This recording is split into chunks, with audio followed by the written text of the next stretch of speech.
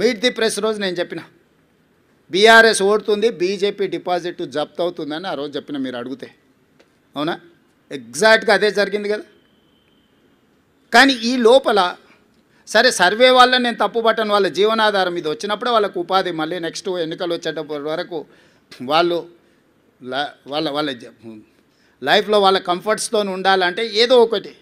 కానీ మీ క్రెడిబిలిటీ పోయిన తర్వాత మీ సంస్థనే మిగలదు. పెయిడ్ ఆర్టికల్స్ కోసము, పెయిడ్ న్యూస్ టెలికాస్ట్ కోసము సంస్థలు కూడా వ్యాపార దృక్పథంతో ఇట్లాంటి తప్పుడు ప్రచారాలు చేస్తే ఆ తప్పుడు ప్రచారాలు కొద్ది రోజుల్లో తేటతెల్లమైనప్పుడు వచ్చే సమస్యలను కూడా మీడియా సంస్థలు దృష్టిలో పెట్టుకోవాలి.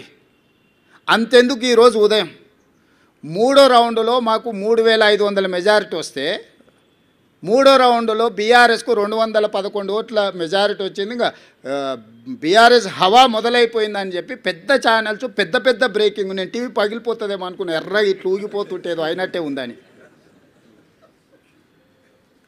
తప్పు ఆ సమాచారం అంటే దబాయిస్తున్నారు ఉల్టారే, మాకు తెలుసా మీకు తెలుసా, మా వాడు లోపల నుంచి పంపిస్తుండని.